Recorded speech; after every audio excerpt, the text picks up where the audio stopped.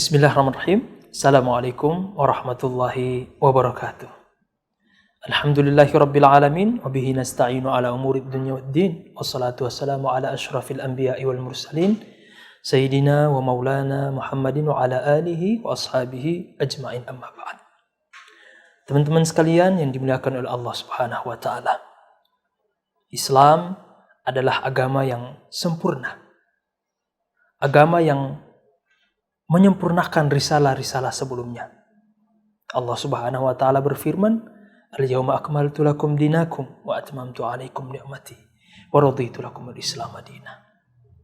Allah menyebutkan di dalam Al-Qur'an bahwa agama kita telah sempurna. Kesempurnaan agama Islam ditandai dengan ajarannya sangat universal, membahas seluruh tatanan kehidupan. Membahas bagaimana menjadi seorang hamba Allah Subhanahu wa taala yang sejati dan bagaimana menjadi makhluk Allah Subhanahu wa taala yang bisa bergaul dengan sesama manusia. Agama Islam tidak melulu bercerita tentang ibadah-ibadah ritual belaka. Agama Islam juga mengajarkan kepada kita bahwa untuk masuk ke dalam surganya Allah Subhanahu wa taala tidak melulu dengan amal ibadah, tapi juga dengan akhlak yang mulia. Dan inilah teman-teman sekalian, salah satu tugasnya Nabi kita Muhammad sallallahu alaihi wasallam adalah diutus untuk menyempurnakan akhlak manusia.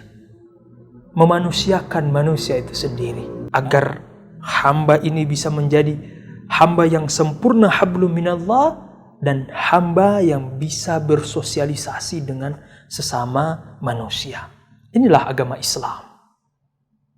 Sehingga pincang rasanya ketika orang atau seorang hamba yang hanya fokus kepada ibadah, kemudian hanya menjalin hubungan dengan Allah Subhanahu wa taala, tetapi hubungan dengan sesama manusia rusak.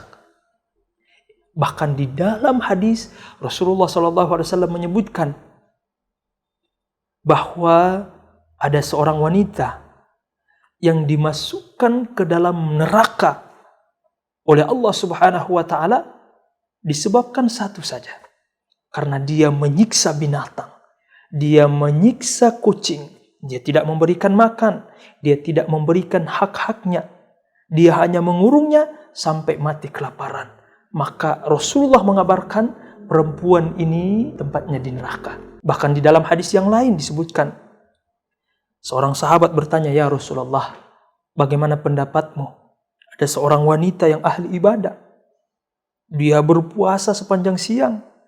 Dia qiyamul lail sepanjang malam. Tapi lisannya buruk kepada tetangganya." Apa kata Rasulullah? "Hiya finnar." Tempatnya di neraka. Ini membuktikan kepada kita semuanya teman-teman sekalian. Islam tidak melulu hanya sekedar mendoktrin pemeluknya untuk fokus kepada ibadah-ibadah yang sifatnya ritual, tetapi adalah menyempurnakan seluruh sisi-sisi kemanusiaan manusia agar dia bisa sempurna di hadapan Allah dan agar dia bisa menjalin hubungan baik dengan sesama manusia. Untuk masuk ke dalam surga, kita bisa bermodal akhlak yang mulia. Makanya teman-teman sekalian, Islam mengajarkan bagaimana kita berakhlak yang mulia kepada sesama manusia. Kita bisa masuk ke dalam surga Allah Subhanahu wa taala walaupun amalan kita mungkin menurut pandangan manusia kecil, tapi ketika kita berakhlak yang mulia, maka insya Allah kita akan dijamin oleh Allah Subhanahu wa taala untuk masuk ke dalam surga. Ada riwayat yang menarik yang disebutkan oleh para ulama kita. Suatu ketika Rasulullah SAW pernah sampai 3 kali berturut-turut mengabarkan kepada para sahabat, "Wahai sahabat-sahabatku, bentar lagi akan muncul penghuni surga, akan masuk dari pintu masjid ini." Para sahabat yang hadir seketika itu gempar, kaget, siapa dia? Harap-harap cemas. Mungkin yang kebayang di benak mereka adalah sahabat-sahabat senior yang ibadahnya luar biasa. Tetapi yang masuk ternyata seorang sahabat yang tidak dikenal oleh para sahabat Nabi. Heran para sahabat. Keesokan harinya Nabi juga mengatakan demikian, bahwa nanti akan masuk dari pintu ini penghuni surga. Para sahabat bingung, siapa? Harap-harap cemas, siapakah yang akan masuk? Ternyata orang yang kemarin masuk ke dalam masjid yang sama. Begitupun sebaliknya keesokan harinya. Sampai kemudian para sahabat ini merasa penasaran dengan amalan beliau ini. Apa sih amalan beliau, rahasia beliau sehingga sudah dijamin oleh Rasulullah SAW sebagai penghuni surga, sedangkan beliau masih di dunia. Datanglah Ibnu Umar radhiyallahu taala anhu membuat satu skenario cerita agar sahabat ini bisa menerima beliau bermalam di rumahnya, agar Ibnu Umar bisa menyaksikan langsung apa sih rahasia ibadahnya apa ini, sehingga dijamin oleh Rasulullah SAW masuk ke dalam surga. Diizinkanlah Ibnu Umar untuk menginap dengan alasan bahwa beliau punya masalah dengan bapaknya, yaitu Umar. Hari pertama beliau nginap, rasanya kok tidak ada yang spesial dari sahabat ini. Sebelum tidur langsung gak ada ibadah seperti para sahabat senior. Sebelum tidur mungkin baca Quran, sholat witir, sholat tahajud dan sebagainya. Ini sahabat langsung tidur. Hari kedua begitu juga sebaliknya, langsung tidur. Tidak ada amalan spesial yang beliau lakukan. Begitu pula hari ketiga, sampai Ibnu Umar bosan. Kemudian mengatakan bahwasanya, ya fulan, sebenarnya alasan yang saya sebutkan waktu itu cuman alasan yang saya buat-buat. Saya tidak ada masalah dengan bapak saya hanya penasaran dengan amalanmu. Apa amalanmu ini? Sehingga Rasulullah telah menjamin kamu masuk surga. Sempat seketika itu Ibnu Umar merendahkan, ada sedikit merasa lebih tinggi dari sahabat tersebut. Kemudian Ibnu Umar pergi, meninggalkan sahabat tersebut, dipanggillah. Wahai Ibnu Umar, ta'al, kesini.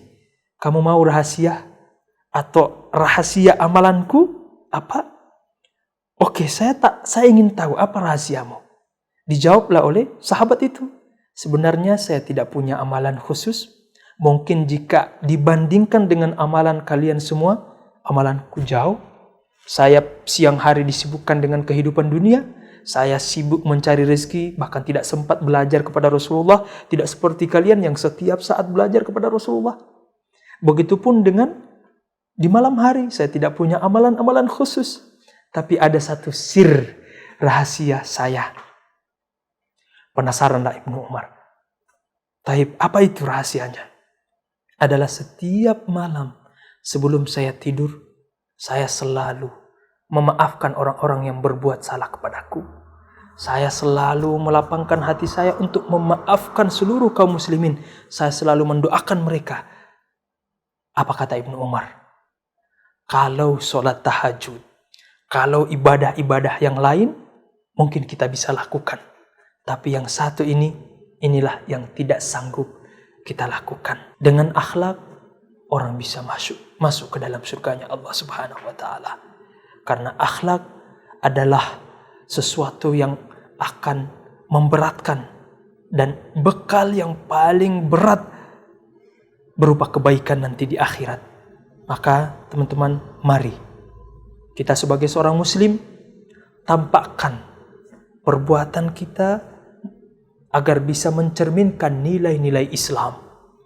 Teman-teman sekalian, betapa banyak para ulama-ulama kita terdahulu, orang-orang awam pada saat itu bisa tertarik dengan Islam hanya sekedar melihat pancaran air wajah para ulama kita. Diamnya mereka bisa mencerahkan, bahkan bisa membuat mereka tertarik dengan Islam. Maka mari teman-teman sekalian, kita sama-sama berusaha untuk mewujudkan perbuatan kita agar bisa selaras dengan akhlak nilai-nilai Islam. Bukan sekedar kita fokus ibadah kemudian kita rusak hubungan kita dengan sesama manusia, tetapi menyempurnakan hablum minallah dan hablum minan nas. Semoga kita semua termasuk orang-orang yang berakhlak mulia sebagaimana akhlaknya Nabi Shallallahu alaihi wasallam. Billahi taufiq wal hidayah. Assalamualaikum warahmatullahi wabarakatuh.